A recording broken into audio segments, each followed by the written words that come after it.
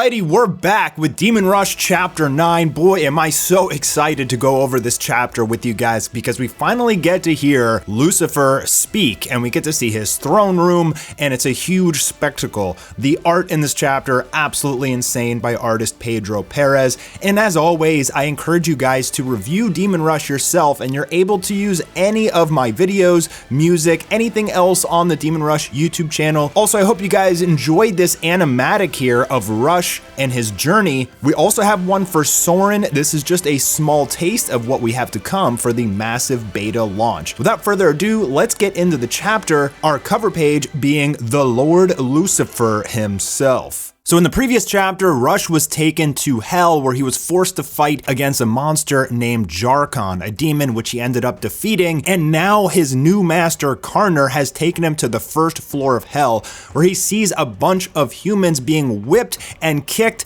sliding down into this giant chalice and melting on contact there, basically being forced to slide down into this pool of boiling blood and just adding to it. Now here we get a picture of a succubus. So we do have Helnith the succubus in the trading card game, and you'll notice she does look pretty darn different. Will all succubi look like this in Demon Rush? No, but Pedro really wanted the concept of the succubuses, at least while they're in hell, showing their true form and looking more evil. So this one, in any case, has a mohawk, and this succubus sees Rush, and she gets a little thirsty there because he is innocent. You gotta remember that this is the first floor of hell, which is lust, so you can assume that all of these guys who are being whipped and forced into this pool of boiling blood are all sexual offenders and the like. So don't feel too much sympathy for them. So here we get to see Argon, this grand dark warlock of the occult who is on this big platform. He is Karner's master, and he is chanting these dark satanic prayers as this giant portal begins to force open above his head. Karner says that Argon is his master, as he is now Rush's master. Just to clarify that in case some of y'all didn't get that so far. And as he is chanting, these waves of energy are emitting from his body, and this massive portal begins to form in the first floor of hell, Lust. He says, "Dark Lord, accept this Imperium we have gathered for you. We eagerly await your wisdom." And that's when you see these massive Titan-sized claws begin to slowly pierce through the dark portal that Argon has just created. And as we go to this absolutely stunning double page that Pedro Perez, the artist of Demon Rush, has created, you can see, and Rush, his emotions is pretty much the same as the entire viewer, as Lucifer's hand comes out of this portal and grabs that chalice. And you'll notice, even though that chalice is huge, like the size of a mountain, it's dwarfed in the size of Lucifer's hand. Karner says that Lucifer is bound to the 9th floor of hell by the ethereal chains, imprisoned for eternity, or so the archangels thought, now that we have Michael.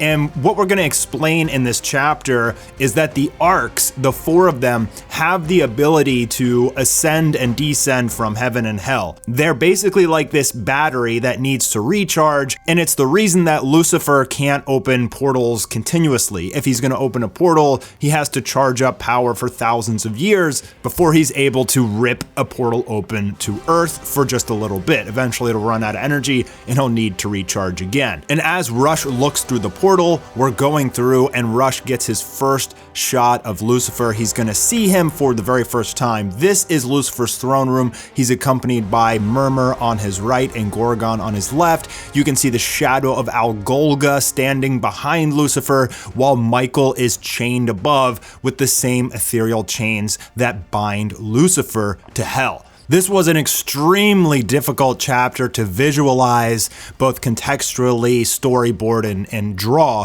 and I think that Pedro just did the most unbelievably good job depicting what I had envisioned for this chapter. Lucifer takes a big gulp of his chalice of blood and Imperium, and then he braces himself, stands up, raises his arm, and triumphantly announces that the great Archangel Michael has fallen. This is Lucifer's moment. He has been pretty much waiting for this moment ever since he was cast down to hell in the first place.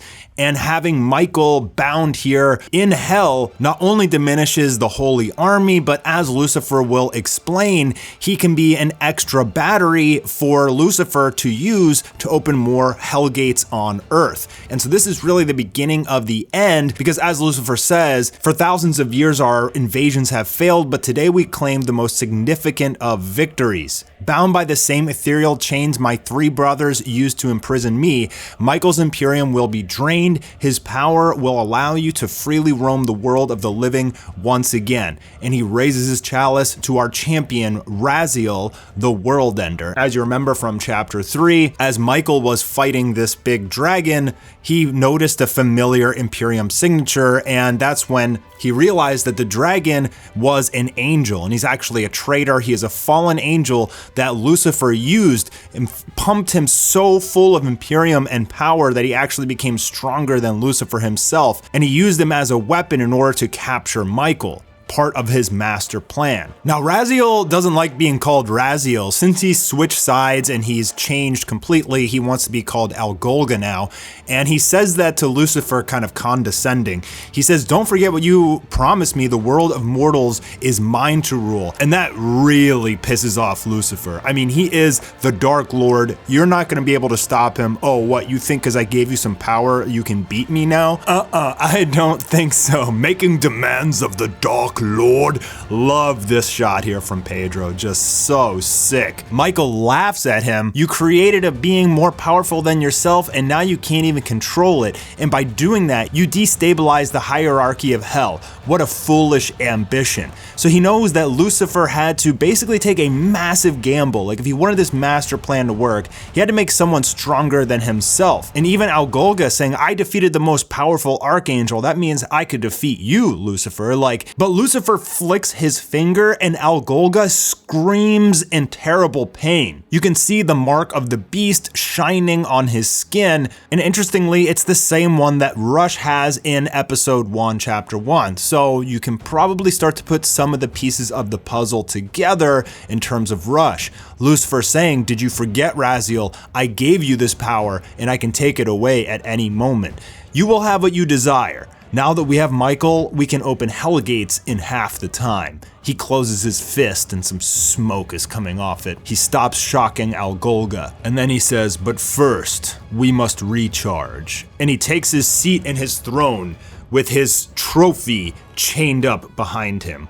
Rush looks in terror, and he sees these ethereal chains wrapped around Michael. And as Karner explains, opening a hellgate large enough for Algolga to go through cost Lucifer 2,000 years of stored Imperium. That's when the last War of the Flaming Crowns was. But his gamble paid off. Now we can use Michael as a fuel source for continual invasions.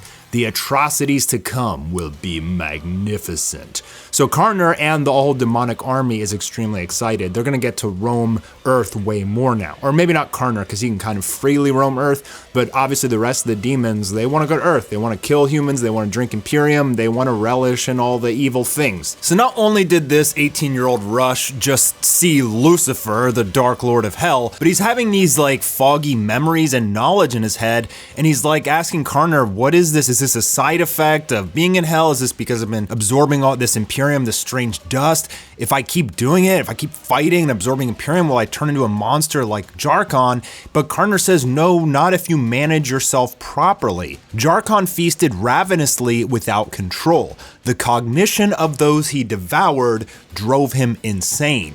Subdue those voices long enough and they will fade into darkness. So presumably Jarkon was just uncontrollably eating people, and he developed this hysterical multi-personality disorder basically. It turned him into the monster. He basically overate too fast without learning how to control that Imperium. And we even got some visions of those characters and memories of the battle with the demon. The bald guy had a family. You can even see it early Jarkon. Finally, Karner says, come with me to Earth. I have an errand for you. I have a lead on an item I've been searching for called the Grand Grand Compendium. And this is extremely important. The Grand Compendium will be a major component of this story. I hope you guys enjoyed this chapter. We're going to get started right on chapter 10, and even cooler, volume 3 will be done now. So I'm going to get started on that right now, and you guys will be able to get a hard copy of volume 3, which will be chapter 6 through 9. I hope you guys are loving Demon Rush so far. Make sure you tell your friends about it and get them into it too. Put some people on it, forward them over to the channel and the website. Check out our store and some of the awesome products we sell, and I'll see you guys soon for the next video.